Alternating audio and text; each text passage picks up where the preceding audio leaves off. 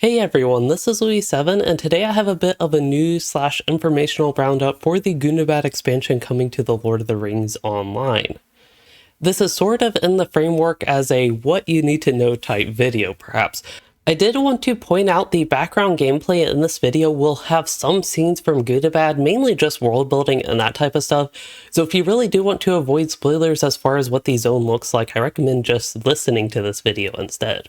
But first of all, the expansion, Fate of Gundabad, that is still releasing under a week from this video on November 10th of this year. And before that, we actually have the final beta ongoing right now until later today, which is November 5th, and it will end at 5 p.m. Eastern Time. And the final bit of quick news I have is that a few features of the expansion won't be released with the launch, and they will be coming later, unfortunately. So first of all, the reward track is being delayed until update 31.1, which I suspect will mean a few weeks after a launch even. This is really a rough bit of news, especially considering this reward track was advertised as being like a pretty major part of not only the expansion, but the new legendary item system overall that came with the expansion pre-patch a few weeks ago. And on top of that, the two 3-man instances are not being released until update 31.0.1, so at least that one's a dot update, which is still unknown when it will be, but it could even be as early as just 1 week after the expansion launch, but we do not know yet. For other group content and the raid that is coming with Gundabad, it has already been announced that those will be coming well after the launch of the expansion, with the raid targeted for at least early 2021, likely sometime in January at least. So on the note of the stuff that is delayed and coming later, while I do much prefer content being delayed rather than releasing in an early state where it's a little bit broken, I do prefer it actually being ready for release essentially. It still is disappointing to me to at least see a few major parts of the expansion being in the state delayed. And on top of that, with the rough state of the betas, it really makes me wonder if the whole expansion needs to be delayed at this point instead. So while I question that, that does look very unlikely at this point according to Standing Stone Games official comments. And ultimately what this leads to is my expectations for the launch experience of Gundabad, they aren't really that high at this point, but I definitely would love to be proved wrong with after I get playing through it. Anyway, we can go ahead and move on to something more exciting, which is just going over what we actually know about the launch of Gundabad with update 31. And first of all, we will have a level cap increase. We're going to 140, and with that level cap increase, there will be tons of new content. So there will be 2 new regions with a total of 7 new zones within those 2. So one region is the outside portion of Gundabad, which has 2 new zones, and that does include Elderslade, which is the lead up to Gundabad. But inside Gundabad, there are going to be 5 total zones, and all of them are going to be inside the mountain and indoors, except one of them is more of a ravine, but it's still technically indoors as far as the game goes. Also, we are going to be getting a new allegiance, which is like a reputation-like system, and with this allegiance, there will be a bunch of missions and narrative quests to go along with it, and uniquely with this one compared to the Mordor allegiances, is this will be accessible to any player level 20 and above, so I'm personally really looking forward to that and seeing what they do there. Also, content-wise in this expansion, we are going to be continuing the story of the Legacy of Durin and the Trials of the Dwarves, which will pick up where it left off. I believe it ended at the end of Chapter 4, so we'll be picking up Chapter 5 at the start of the expansion, and it does sound like you will need to have played through the first 4 chapters to be able to start the book quests, at least for the expansion, so that is a heads up on that. Make sure you are all caught up on the Legacy of Durin if you want to start Gundabad with the Legacy of Durin, which again I would recommend. The last typical feature that we can expect with a level cap increase is going to be a new crafting tier. The exact recipes and implementation of this is unknown to me at this moment, but it will likely follow some of the previous updates we have had with crafting. Also, on the note of stuff that you actually do get with a level cap increase, there will be new class trait point totals. You can now spend a total of 98 class trait points, and reaching level 140 will reward one, and I believe 2 of the book quests will reward a trait point. So there will be 3 new trait points, and you can use 3 more trait points. That said, I'm not sure I'm actually a fan of this change because it worsens the class trait point problem, while I will admit it is exciting to be able to spend more at least. If you're interested in that problem I talked about, I will will link that video in the description. Also, there will be a virtue level cap increase. If I remember correctly, it is level 80 for the virtues at level 140. But at this point, we can go ahead and move on to just some more random notes on the Fate of Gundabad that's also coming with update 31. So something that is quite interesting to me is there will be no new vitality essences in the expansion. Standing Stone Games said specifically this is a design choice that they won't have vitality essences. And to me, this was at first like, ooh, that's probably not a great thing because so many people use those. But then I was thinking it actually is a great thing because so many people use vitality essences because you can cap on, even for DPS characters, you can cap on offensive stats and you just stack vitality, or if you're a tank, you just stack vitality anyway. And there's essentially this huge vitality stacking problem as far as essences go in the game, so not having any vitality essences could make players actually branch out to more interesting things.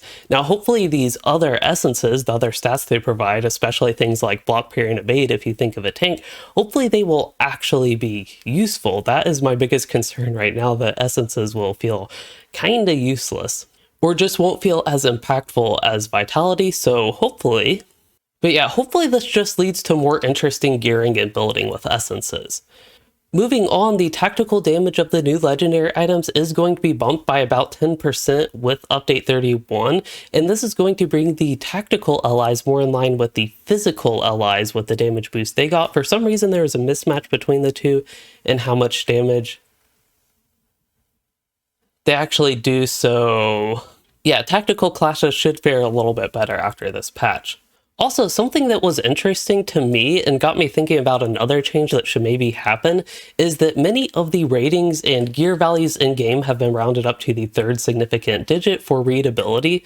So if you have a piece of gear with 5 digits like 11,456, if you have something like that, it will now be 11,500 when it's rounded to the third significant digit, so it's easier to read. But that got me thinking, is it time for LOTRO to just use a K system at high levels where it would just be 11.5K instead? I think perhaps it actually is the time to go ahead and make that change with the huge numbers and stat bloat we have, especially what we will have with Gundabad. But moving on from that, it is time to cover loot boxes. So like with every level cap increase, loot boxes have been updated. So the level range for the lower ones is now going to be 20 to 130 instead of 20 to 120, and the new era level cap era range will be 131 to 140. Now, I will say it's not 100% confirmed on what happens to your Embers of Enchantment. So based on previous level cap increases, usually you can expect them to be converted to Motes of Enchantment, the non-level cap resource. This is something that is common throughout the entire MMO genre. But again, that is not actually confirmed yet, so there is always the potential nothing will happen and you will keep your Embers, but it's something important to keep in mind and be on the lookout for any mentions of what will actually happen to Embers. Also, I will point out any of the old level 121 to 130 gear after this update that used to give Embers when you disenchanted it will now give motes, and anything that actually cost Embers that was also in the 121 to 130 range will now cost motes in update 31. And of course, anything 131 to 140 will be using Embers, because that's the level cap. Continuing on with the random notes, there is something exciting about how many instances you can do per hour. Right now in the game it is 10 instances per hour, and this can get particularly annoying if you run instances real fast for one, but also with missions, those do count as instances for this limit, so you can really hit the 10 cap quite quickly. But after update 31, you will be able to join 15 of these instances per hour. Now, it was mentioned that having something like this could potentially lead to worsened lag in the game, and it is something that is actually concerning thinking about increasing the instance cap that way, because lag in the past week or so, especially on the busier servers like Argenstone, has been kind of bad in my experience again the past week. But either way, it's still exciting to have more instances you can do per hour, so I did want to share that as what we will have. Also, moving on, there will be a few class tweaks, of course, with the update, but with the way things are in beta right now, I will wait till the changes actually are moved live to the game before I go into more details or have a video covering that. But I will say Hunters, they have seen a nerf because they had their damage like substantially boosted with the pre-patch with the new legendary items and the such, and I think that nerf is likely to stick. Also, there's an interesting note for captains. Their skill Cutting Attack now has a new animation, it says, to distinguish from other captain skills that were using the same animation. So I'm really excited to see what the new animation looks like on that. Personally, while I like a lot of the effects of the captain skills, I must say that the animations are something that have bothered me, especially with how slow and clunky they can feel sometimes on the captain, so I'm really interested to see if they have sped it up. And I'd also be potentially interested in bringing out my captain a little bit more if they did actually speed up a bunch of other animations. But anyway, that is all for the class changes that I did want to cover as far as this just informational video on what to know when Gundabad comes out. There's a cat making a bunch of noise right now.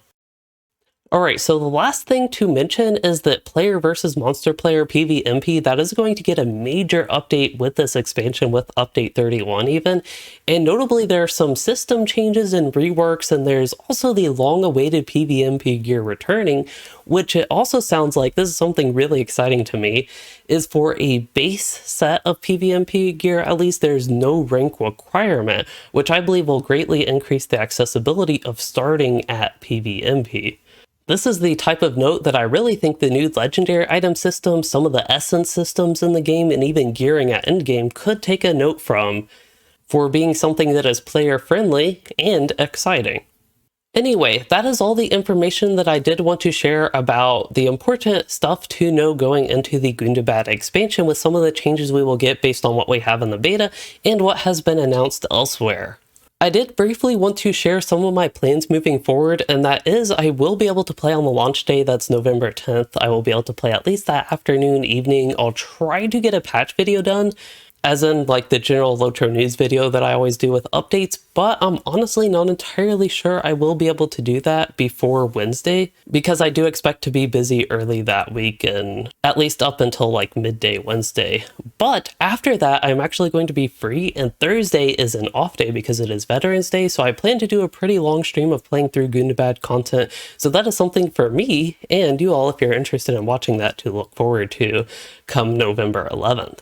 And alright, that is all I do have for this video. I hope you'll enjoyed it and learned something useful about the upcoming experience we can expect with Gundabad, what is coming with the update, and what has been unfortunately delayed, and everything else that we covered. And if you did, please consider liking and subscribing for more, or becoming a channel member to support the content. And thanks for watching, everyone.